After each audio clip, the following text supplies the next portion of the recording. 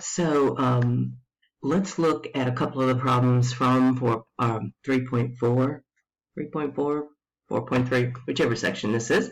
And I'm going to use Excel. I think that might be easier for you than using the binomial formula and using the table. And you can, of course, use Excel on your test too. So we'll look at two different problems here, which kind of covers all of the probabilities that you might run into within this homework. So assume that a procedure yields a binomial distribution with a trial repeated n equals 20 times, using either the binomial probability formula or technology to find the probability of k equals 7 successes, given the probability p is equal to 0.42 of success on a single trial. So we want to find the probability that x equals k. So in this case, x equals 7. We're going to go to Excel, and we're going to use, and it doesn't really matter what cell I'm in, I'm going to use binom.dist. All right, now our x in this case was 7. The number of trials was 20. The probability was 0.42, and then I always want to put the word true. Now, this binomial distribution formula in Excel always gives the probability that x is less than or equal to whatever number we put right here.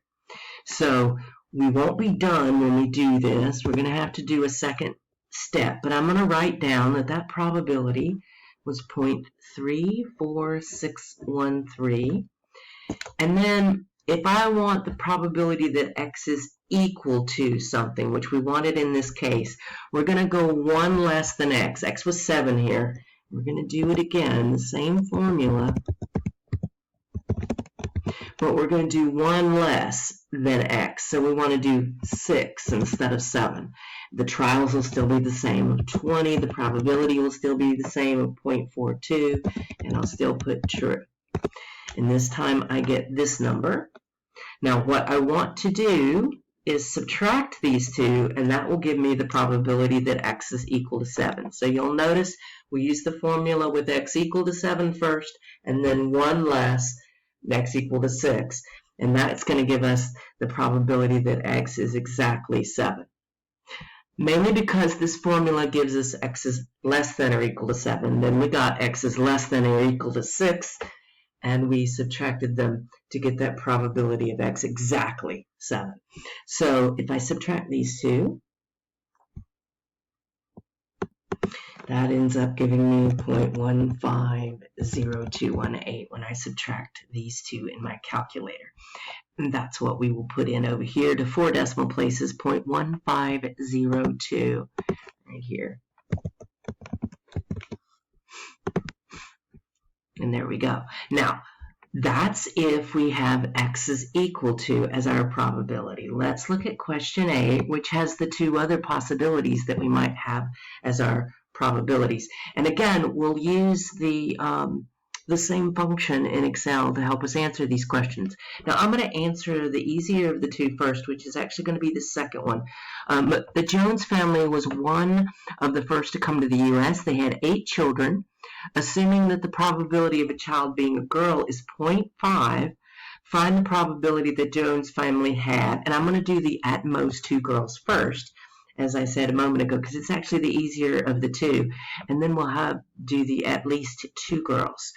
All right, so let's write down that n is 8, that's our number of trials, and then we want to write down that p, our probability, is 0.5 right here, and then I'm going to answer the question at most 2 girls. Now, at most 2 girls means I could have 0 girls, 1 girl, or 2 girls. So it's really x being less than or equal to 2. All right, so we're finding the probability that x is less than or equal to 2.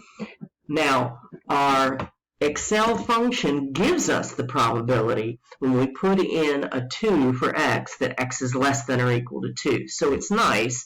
All we have to do is put it in correctly. It will give us the answer to this one right here, and then we'll deal with that one right there. All right, so going to put in equal binomial.dist.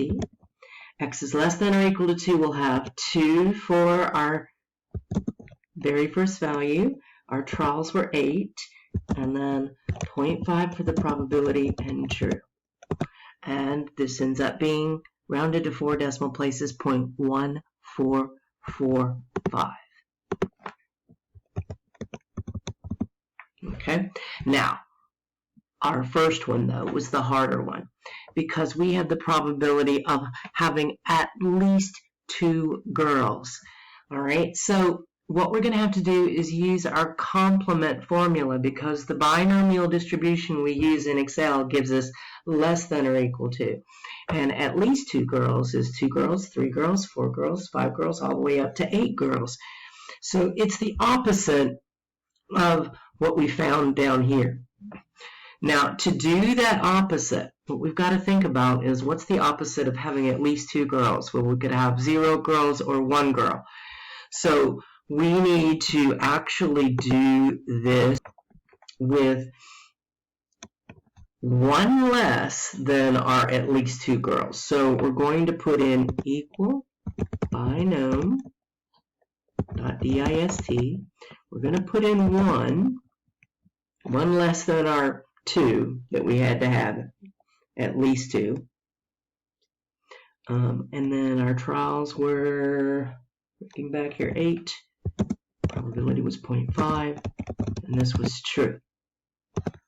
All right, and then we're going to do the complement. So this right here is giving us the probability that we had 0 or 1 girl, and then we're going to do the opposite to get at least 2. We're going to subtract this from 1. 5, 6 from 1, and we'll see what that is. And that gives, when I subtract it in my calculator, 0.964844. Rounded to 4 decimal places, 0.9648.